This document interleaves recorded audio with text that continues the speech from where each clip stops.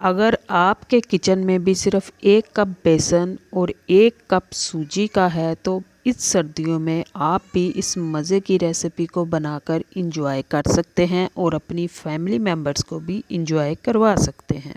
बिस्मिल्लाहिर्रहमानिर्रहीम। Welcome back to जनाब foods. हमेशा की तरह एक नई इंतहाई सस्ती सी और आसान सी रेसिपी के साथ आज हम सर्दियों की बहुत ही अहम सौगात और स्पेशल सी रेसिपी बनाएंगे, जिसके लिए हमें सिर्फ़ और सिर्फ 1 कप सूजी और 1 कप बेसन की ज़रूरत होगी। इसलिए वीडियो के साथ रहिएगा और फुली इंजॉय करते हुए जाइएगा और साथ ही साथ सर्दियों की इस ख़ास सौगात ख़ास रेसिपी को भी इंजॉय करते हुए जाइएगा।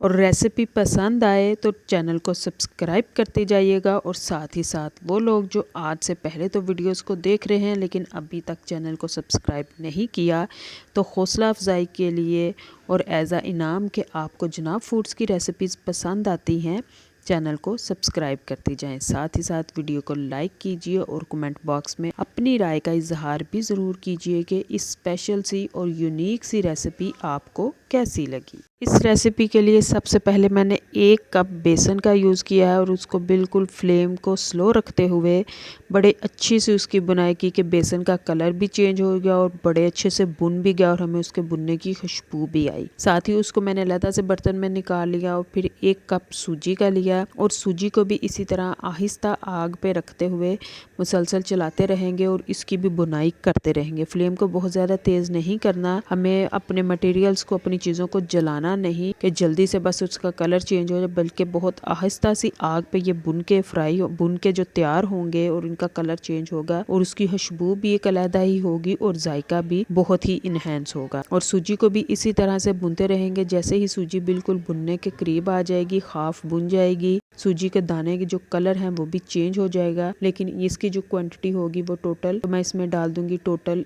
1 कप के बराबर, जो मैं इसमें देसी घी का यूज़ करूंगी। ज़रा जमी हुई फॉर्म में है, 1 कप की ही होगी। अगर आपको बहुत ज़्यादा ऑयली चीज़ें पसंद नहीं है तो आप इसमें घी की क्वांटिटी जो है वो कम भी कर सकती हैं। और अगर देसी घी के अरोमा से कोई प्रॉब्लम हो तो उसकी जगह बनास्पति घी को भी यूज़ किया जा सकता है।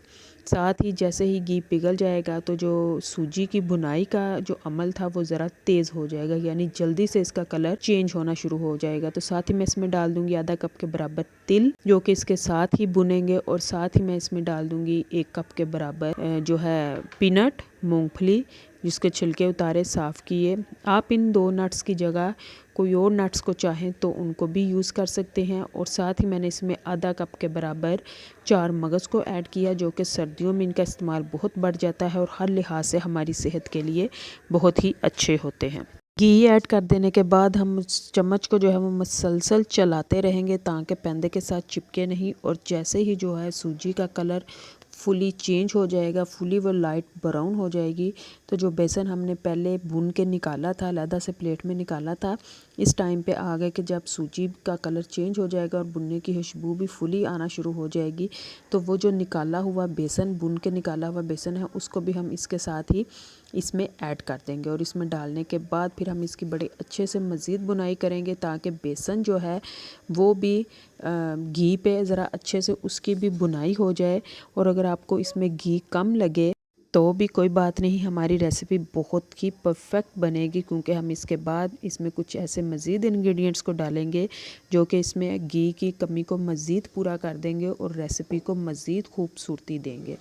इसको बड़े अच्छे से फ्राई करेंगे, भुनेंगे घी में। और उसके बाद फिर हम इसमें यानी 1 कप बेसन और 1 कप सूजी का था, तो यानी ये 2 कप थे, लेकिन हम इसमें जो चीनी को ऐड करेंगे वो 1 कप का ही ऐड करेंगे। 1 कप ऐड की हुई चीनी बिल्कुल एवरेज होगी, ना ही बहुत ज़्यादा तेज़ होगी और ना ही बहुत ज़्यादा लाइट होगी, मतलब कि हर तरह की एज के लोगों के लिए ये बिल्कुल परफेक्ट इसकी मिकदार होगी। और चीनी को उसके साथ तब तक भुनेंगे कि जब तक चीनी हाफ जो है वो मेल्ट होना होती हुई हमें नज़र आना शुरू हो जाए, कम हो जाए जो इसमें हमने क्वांटिटी डाली थी, यानी मेल्ट हो जाए। तो फिर उसके बाद मैं फुली क्रीम जो है दूध यानी उसकी जो दूध की भलाई है वो भी इसमें ऐड है। 2 कप के बराबर मैं इसमें ऐड कर दूँगी और इसको डालने के बाद फिर हम मुसलसल जो है चम्मच को चलाते रहेंगे ताकि सारा हमारा मटेरियल दूध के साथ मिक्स हो जाए और बड़े अच्छे से इसकी बाइंडिंग हो जाए। और जो फ्लेम है पूरी कुकिंग के दौरान मैंने पहले स्लो रखी और उसके बाद इसको मीडियम कर दिया और मीडियम पे करते हुए हमने अपनी पूरी रेसिपी की तैयारी की। और ये मेरे घर की एक ऐसी स्पेशल रेसिपी है कि सर्दी हो या गर्मी हो, मुझे वीक में 1 से 2 दफ़ा इसकी फरमाइश लाजमी आती है, जो कि बच्चों को बहुत पसंद है और अट्रैक्ट करती है और मुझे भी इस रेसिपी को लाजमी बनाना होता है। तो इसलिए सोचा क्यों ना आप लोगों के साथ भी शेयर किया जाए और आप भी इस मज़े की रेसिपी को इंजॉय कर सकें। साथ ही साथ रेसिपी पसंद आए तो अपने फैमिली फ्रेंड्स के साथ, अपने कॉलेज फेलोज़ के साथ भी लाजमी शेयर किया कीजिए ताकि वो भी मज़े की रेसिपीज़ को इंजॉय कर सके और आइंदा आने वाली रेसिपीज़ को इंजॉय करने के लिए जनाब फूड्स को सब्सक्राइब कर सकें। आप भी इस तरीके को फॉलो करते हुए मज़े की रेसिपी बनाएं और इसको इंजॉय करें और हम भी इंजॉय करते हैं। इसी के साथ इजाज़त दीजिए। अल्लाह हाफिज़। अस्सलामुअलैकुम।